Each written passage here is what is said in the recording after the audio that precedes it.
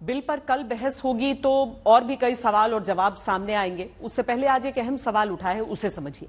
सवाल उठ रहा है कि क्या महिला आरक्षण आगे 5 राज्यों के विधानसभा चुनाव और 2024 के लोकसभा चुनाव में लागू हो पाएगा। जवाब जो अब तक सामने आ पाया है उसके अनुसार विधेयक में साफ तौर पर लिखा है कि महिलाओं के लिए 1/3 रिजर्वेशन डिलिमिटेशन यानी परिसीमन के बाद ही लागू होगा। विधेयक के कानून बनने के बाद जो पहली जनगणना होगी उसके आधार पर परिसीमन होगा। एक्सपर्ट्स के अनुसार 2026 से पहले परिसीमन लगभग असंभव है क्योंकि 2021 में होने वाली जनगणना कोविड-19 की वजह से अभी तक नहीं हो सकी। इसी कारण कांग्रेस, आम आदमी पार्टी समेत कई दलों के नेता ये पूछ रहे हैं कि क्या केवल अभी 2024 का चुनाव पास देखकर सरकार ने महिला आरक्षण बिल पेश कर दिया, जबकि उसका फायदा अभी नहीं आगे होगा। नीति और नियत दोनों में खोट है। आज भी महिला आरक्षण पर किंतु परंतु अपितु से पूरा बिल भरा पड़ा है। आज भी ये जुमला इसलिए दिया गया क्योंकि अपनी आगामी हार साफ दिख रही है और मोदी जी के स्कोर कार्ड पर नील बटा सन्नाटा है। तो महिलाओं को एक जुमला दे दिया गया महिला आरक्षण का, लेकिन असलियत इस बिल में साफ हो गई क्योंकि ये बिल साफ तौर से कहता है कि महिला आरक्षण तभी होगा जब पहले जनगणना होगी, फिर डिलिमिटेशन होगा और उसके बाद महिला आरक्षण क्रियान्वित होगा। अगर विपक्ष को ये लगता है कि चुनावी दांवपेच है तो चिट्ठी क्यों लिख रहे थे? तो क्या विपक्ष भी चुनावी नौटंकी कर रहा था? और विपक्ष के लिए ये चुनावी नौटंकी ही है क्योंकि विपक्ष ने और विशेषतः कांग्रेस ने सत्ता में रहने के बावजूद कभी भी महिला को आरक्षण नहीं दिया, जबकि बार बार इसकी मांग उठती रही और कांग्रेस के पास पूरा बहुमत था लोकसभा में। ये भी सत्य है कि भारतीय जनता पार्टी ने अपनी पार्टी में पहला राजनीतिक दल बना जिसने अपनी पार्टी में महिलाओं को आरक्षण दिया। और हास्यास्पद है कि सोनिया जी एक महिला अध्यक्षा होने के नाते अपनी पार्टी में ये सम्मान अपनी पार्टी की महिला कार्यकर्ताओं को न दे पाए। इस बिल के पास होने के बाद पहले जनगणना होगी, उस जनगणना के बाद फिर से पूरा डिलिमिटेशन होगा, उसके बाद ये डिसाइड होगा कि कौन सी सीटें महिलाओं के लिए आरक्षित की जाती हैं। इसमें तो आराम से 3-4 साल निकल जाएंगे। महिलाओं को बेवकूफ बनाने की कोशिश की जा रही है, एक झुंझुना देके जो पता नहीं कब एक्चुअली इम्प्लीमेंट होगा। सबसे बड़ी बात यह है कि हमारी जो महिलाएं हैं वो हमारे देश के राज्यों के सदन में इलेक्टेड रिप्रेजेंटेटिव्स के रूप में पहुंचे और चुने हुए प्रतिनिधियों के रूप में जो देश के हित में फैसले होते हैं, कानून बनते हैं, उन चर्चाओं में अपना योगदान दें, अपना अनुभव साझा करें और ये जो पूरी प्रक्रिया है, लेजिस्लेटिव प्रोसेस जो है, इसमें उनका योगदान हो। तो इस बिल के माध्यम से ये सुनिश्चित होगा। महिलाओं का आरक्षण का बिल है, वो रोका किसने? हम तो चाहते थे कि पास हो। 2010 में भी हमने चाहा, 2008 में सबसे पहले चाहा। और आपको याद होगा कि जब 1/3 महिलाओं का आरक्षण म्यूनिसिपैलिटीज में और पंचायत में हुआ तो वो कौन लाया था? वो भी हमारी सरकार ही लाई थी। और 74th कॉन्स्टिट्यूशनल अमेंडमेंट हुआ। तो ये आरक्षण बिल लाने को बाधा किसका था?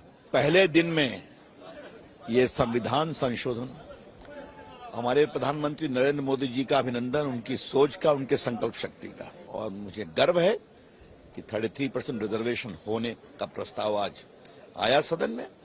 ये देश के एक बहुत बदलाव का ऐतिहासिक क्षण है, तो हम सभी बहुत ही खुश हैं। नारी शक्ति का अभिनंदन।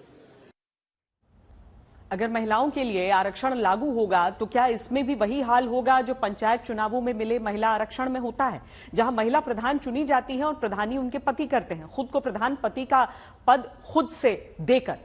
क्या यही हाल संसद में भी है? हैरान करने वाले आंकड़े सुनिए और आज दस्तक देती एक मांग भी आप उठाइए। लोकसभा चुनाव जब 2019 में हुआ तब 78 महिला सांसद चुनी गई, लेकिन इनमें से 32 महिला सांसद या तो नेताओं की पत्नी या नेताओं की बेटियां हैं।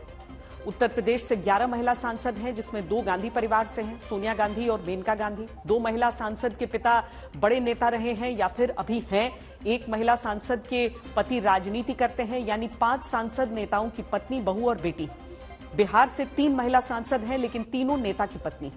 झारखंड से 2 महिला सांसद हैं, दोनों अपने पति की राजनीतिक विरासत को आगे बढ़ा रही हैं। 48 सीटों वाले महाराष्ट्र से 8 सांसद महिला हैं, इनमें 4 नेताओं की पुत्री और 2 नेताओं की बहुएं हैं।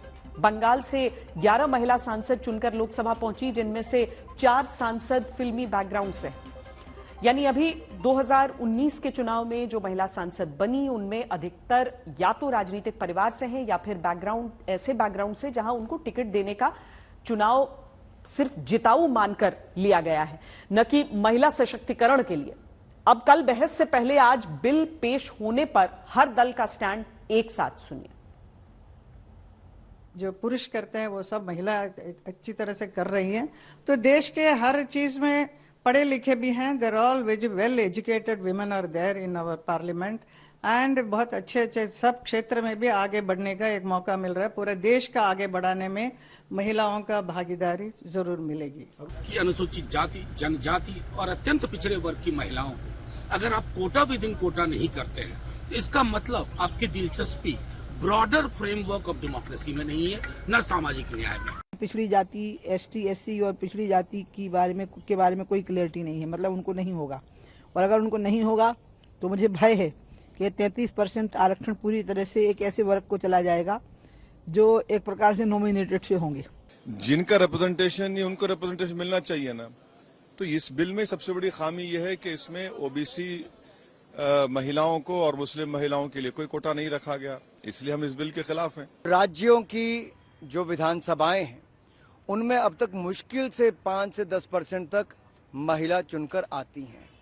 अगर आप लोकसभा में देखेंगे तो 15% तक आती हैं, लेकिन नरेंद्र मोदी जी ने तो 33% महिलाओं को आरक्षण देने का बिल लेकर आए हैं। इमीडिएटली लागू नहीं होगा, जब वो डीलिमिटेशन एक्सरसाइज होता है तभी ये रिजर्वेशन लागू होगा। दैट मीन्स टिल 2029 ये रिजर्वेशन लागू नहीं हो सकता है। तो आपने दरवाजे तो खोल दिए हैं, पर दरवाजों में अभी भी नो एंट्री है महिलाओं के लिए। अगर पहले किया होता तो अभी इस इलेक्शन में जो 2024 का पार्लियामेंट इलेक्शन में है उसमें विमेन को मौका मिलता पार्टिसिपेशन करने का बड़ी तादाद में।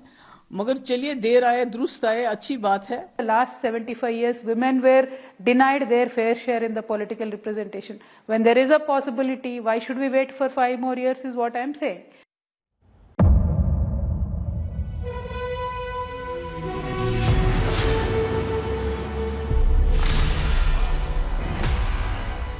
मुद्दों का मैदान, तर्कों पर घमासान। क्या बताना चाहते हैं इस देश को? किससे किसकी ठनी, किसने दी किसे पटखनी, क्या सच है जिसको छिपाने की कोशिश। खबरों की दुनिया का सबसे बड़ा अखाड़ा दंगल देखे मेरे यानी चित्रा त्रिपाठी के साथ रोज शाम 5 बजे सिर्फ आज तक पर। ना पक्ष ना विपक्ष, ना लेफ्ट ना राइट, ना मिर्च ना मसाला, खबरों का बोलबाला, निडर निर्भीक सबसे सटीक स्पेशल रिपोर्ट सिर्फ आज तक पर। एयर रेड के ये सायरन समय समय पर आपको सुनाई देते। शौर्य की, भारत और चीन के बीच साहस की, सभी बाढ़ग्रस्त इलाकों का हवाई सर्वेक्षण किया है। सरोकार की, गाजीपुर में किसान से बातचीत, संघर्ष की, कश्मीर को आगे बढ़ना होगा, संयम की, भावनाएं भड़की या दंगे भड़काए गए, सवालों की, जनता के लिए, जनता के द्वारा, जनता की दस्तक। श्वेता सिंह के साथ सिर्फ आज तक पर।